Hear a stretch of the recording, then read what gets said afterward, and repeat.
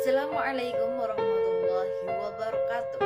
Perkenalkan, nama saya Nila Syarifah Agustina dari Program Studi Pendidikan Agama Islam kelas 3B.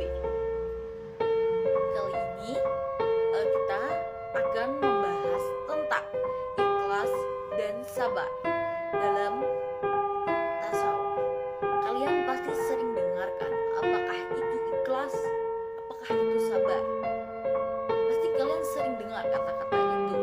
Tapi kali ini kita akan membahas dalam tasawuf, kata ikhlas dan sabar dalam tasawuf.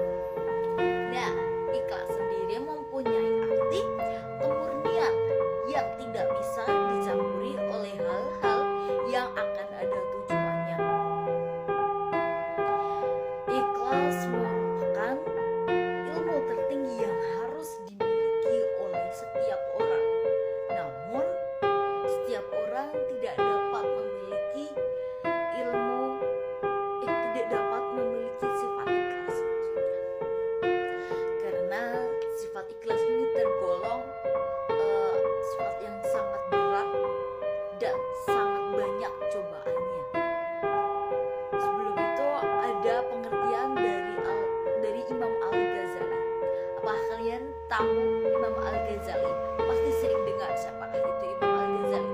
Dan Imam Al-Ghazali itu, sedikit pengetahuan tentang Imam Al-Ghazali. Imam Al-Ghazali itu adalah salah satu tokoh tasawuf. Nah, Imam Al-Ghazali menegaskan bahwa ikhlas adalah perlawanan dari isyrak. Isyrak itu persekutuan. Bagaimana hal ini diakibatkan? Karena makhluk itu jika membantu akan mengharapkan sesuatu dari makhluk yang ia bantu. Nah, maksudnya itu adalah yang minta bantuan itu yang dimaksud israk. Sebagai contoh begini, ada seorang pengajar. Pengajar itu tidak hanya mengharap ridho dari Allah, tetapi si pengajar itu mengharap pujian dari orang lain. Dan si pengajar itu mengharapkan jabatan yang tinggi supaya dia disegani dan dihormati oleh orang lain. Dengan begitu, ikhlas itu akan menjadi rusak gara-gara kita mengharapkan sesuatu dari orang lain.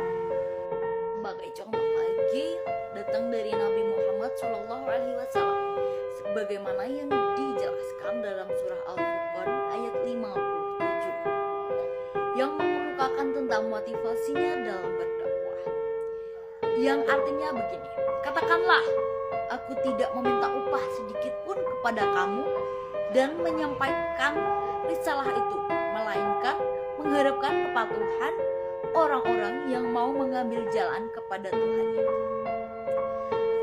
Selain itu, Rasulullah SAW bersabda tentang sifat yang mulia ini: barang siapa yang bertujuan utamanya meraih pahala akhirat, niscaya Allah akan menjadikan kekayaannya dalam kalbunya. Penghimbauan baginya semua potensi yang dimilikinya, dan dunia akan datang sendiri kepadanya, seraya mengajarnya. Sebaliknya, barang siapa yang tujuan utamanya meraih dunia, niscaya Allah akan menjadikan kemiskinannya berada di depan matanya, membuyarkan semua potensi yang dimilikinya, serta dunia tidak akan datang sendiri kepadanya kecuali menurut apa yang telah ditakdirkan untuknya. Hadis riwayat Tirmizi. Saya akan memberikan contoh ikhlas lagi di dalam kehidupan sehari-hari. Misalnya begini, ada pengemis yang datang kepada kita, lalu kita memberikan bantuan, memberikan sesuatu kepada pengemis itu, tapi kita tidak meminta apapun dari pengemis itu. Sebagai contoh yang kedua, yaitu kita tidak mengungkit kebaikan yang pernah kita berikan kepada saudara kita. Nah, yang sering kita jumpai yaitu ikhlas dalam beribadah yang semata-mata hanya untuk mendapatkan ridho dari Allah Subhanahu kita ingin dianggap sebagai agamis oleh orang lain. Sekarang dilanjutkan dengan pengertian sabar.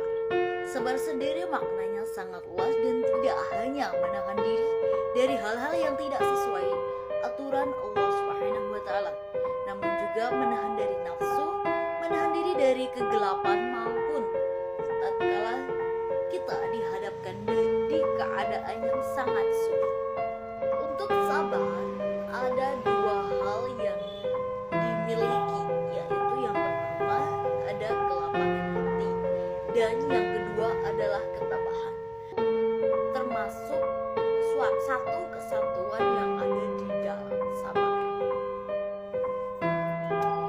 Ali bin Abi Thalib radhiyallahu anhu menjelaskan bahwa kesabaran dan kebahagiaan sangat berkaitan erat seperti kepala dan tubuh. Jika kepala manusia sudah tidak ada, maka tubuhnya tidak akan bekerja. Demikian pula, bila kesabaran hilang, maka iman pun akan ikut hilang.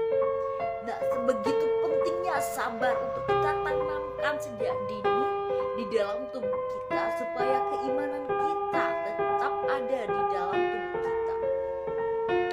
Nah, dijelaskan lagi dalam surah Al-Imran ayat 200 yang artinya, hai orang-orang yang beriman, bersabarlah dan kuatkanlah kesabaranmu dan tetaplah bersiap-siap untuk Allah supaya kamu beruntung.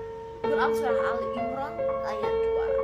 Nama Indonesia yaitu Quraisy Shihab berdasarkan ayat yang barusan saya sebutkan itu, hukum kesabaran adalah wajib untuk setiap hamba yang tertimpa musibah, maka wajib bersabar. Menurut para ulama ada 3 macam sabar yang harus kita miliki. Yang pertama yaitu sabar dalam ketaatan. Menjadi hamba yang taat tentunya membutuhkan kesabaran yang terus-menerus diusahakan bertambah dari hari ke hari.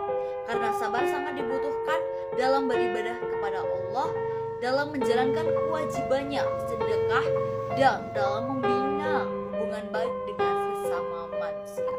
Yang kedua yaitu sabar dalam menjauhi maksiat. Menahan diri untuk tidak mendekati atau bahkan melakukan maksiat, rangkaian sabar yang harus kita miliki. Ingat selalu bahwa ada Allah Subhanahu wa taala yang selalu mengawasi dalam setiap aktivitas yang kita lakukan. Yang ketiga yaitu sabar menerima takdir Allah. Seringkali menyangkal setiap hal yang telah Allah gariskan, namun tidak sesuai dengan apa yang kita inginkan. Musibah dan kehidupan sejati diturunkan Allah untuk menguji setiap hambanya. Sejauh mana kita mampu bertahan, menerima, dan berusaha keras menjalani setiap ujian, maka setelah melewati pemeriksaan Allah akan memberikan kabar gembira sebagai hasil dari kesabaran. Contoh sabar datang dari Rasulullah SAW. Ketika beliau sedang ingin berdakwah, beliau dilempari batu, tetapi beliau tidak marah. Beliau hanya bersabar dan berdoa kepada Allah supaya orang-orang tersebut mendapatkan hidayah dari Allah. Nah, saya akan menyebutkan sabar dalam kehidupan sehari-hari. Yang pertama, sabar menghadapi musibah. Ketika kita dihadapkan dengan musibah apapun, kita harus sabar. Terus yang kedua, tidak membalas ejekan dari teman kita. Nah, yang ketiga, mendengarkan ketika kita sedang dinasihati. Dan keempat, yaitu menahan hawa nafsu. Misalnya ketika kita lagi berpuasa, kita kan sering haus dan sebagainya itu. Nah, kita harus sabar menunggu ada saatnya untuk berbuka. Nah, itu adalah sabar. Yang kelima adalah memaafkan kesalahan orang lain kepada kita. Yang keenam adalah berlaku baik kepada orang yang memusuhi kita. Yang ketujuh adalah berprasangka baik kepada Allah. Dan yang paling kita sering jumpai adalah ketika kita di antrian. Nah, kita harus sabar di situ, kita harus menunggu. Itu adalah suatu kesabaran yang sungguh ekstra. Yang terakhir yaitu selalu tersenyum apapun yang terjadi. Nah, ikhlas dan sabar dalam tasawuf ialah salah satu pendekatan kepada Allah Subhanahu wa taala.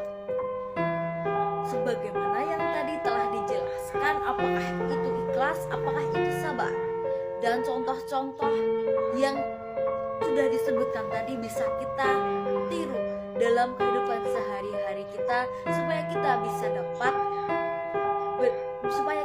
dekat dengan Allah Subhanahu wa taala. Terima kasih, sekian dari saya. Apabila ada kesalahan, yaitu datangnya dari saya karena saya juga manusia, itu banyak salahnya. Saya memohon maaf yang sebesar-besarnya. Wassalamualaikum warahmatullahi wabarakatuh. Jumpa lagi di video selanjutnya.